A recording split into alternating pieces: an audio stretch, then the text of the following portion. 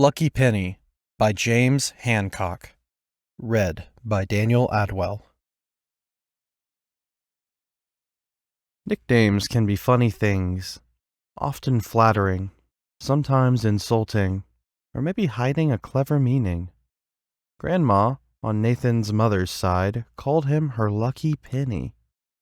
She would chuckle to herself and give a smile that only she understood. "Stay safe, my lucky penny," she would whisper in his ear. Nathan had grown up believing grandmothers should kiss foreheads, play fun games, bake cakes, and give gifts. His did none of these things. Nathan's father referred to Grandma as Witch, or the Old Witch, if he felt like extending it slightly. Nathan's mother would frown and shake her head. "Watch what you're saying around the boy," the protective mother shielding her son from negativity. Oddly enough, Nathan didn't pick up on the name's true meaning until many years later.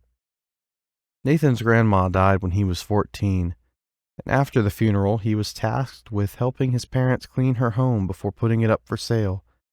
A long drive into the country, and they were greeted with the familiar sight, Yarrow House, a gathering of twisted trees, leading to a picket fence, white wood walls, and big proud windows.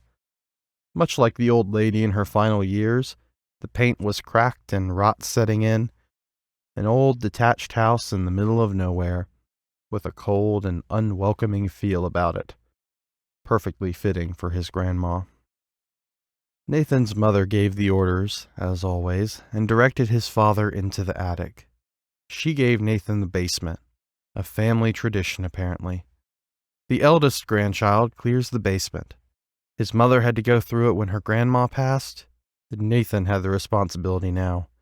Nathan hated the basement, and always had, haunted by nightmares where he was trapped down there, alone in the dark. And then it would come. The monster. He could hear it breathing in the shadows, getting closer, and it terrified him. Luckily, he always woke up before it emerged from darkness and revealed itself. Reluctantly, Nathan braved the room alone, down the seldom trodden stairs and into the dusty gloom below. Click! Fortunately, the light worked, and he faced 20 years of hoarded junk, dust-covered boxes, bags with faded patterns, and bulky shapes under dirty cloth sheets. Junk at first glance, but as Nathan opened boxes and unwrapped cloth bundles, he realized the assortment of antiques before him. Hundreds of weird and wonderful items collected over many decades, most of which were much older than his grandma. And then he found it. A glass jar resting on a pile of ash and filled with over 100 dull silver and browned bronze coins.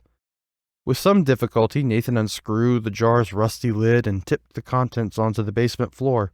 He spread them out with a finger and examined a few. The heads were different. Not presidents, kings, or queens as expected. These had faces he didn't recognize, and each one was different. Until he worked further through the pile and found two particular coins of interest. One had the slight resemblance to his mother when she was a girl, and the newest coin, the brightest penny, had Nathan's face on the underside. He stared at the coin. A spitting image. Fear built up inside. His skin went to goose flesh as he remembered his grandma's words. "My lucky penny. An accurate likeness, wouldn't you say?" A soft voice from within the room, a voice Nathan knew all too well. He spun around to be confronted by an impossible sight.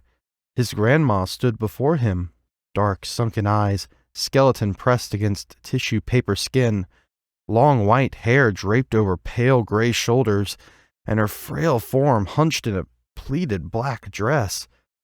His grandma, who had gone into the crematorium in a walnut-stained oak casket and came out in a black marble urn. An urn his mother insisted she brought to the house was in her hands when she first entered and taken with her into the basement when she was giving the place a once-over. Nathan froze in shock, jolted with a surge of icy electricity. His heart raced and he tried to flee, but his body wouldn't move. His grandma stepped closer, a thin smile upon her face and a cold look in her eyes. It was definitely her, the monster in the basement.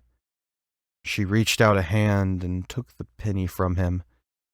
Terrified, Nathan closed his eyes and mumbled in disbelief, forming a pathetic whimper for help. "Mom?" "Is the person who sent you down here, silly boy," his grandma added in a light whisper. Nathan's shock held him paralyzed, panting, struggling to breathe, as his grandma kissed the penny and pressed it against his forehead.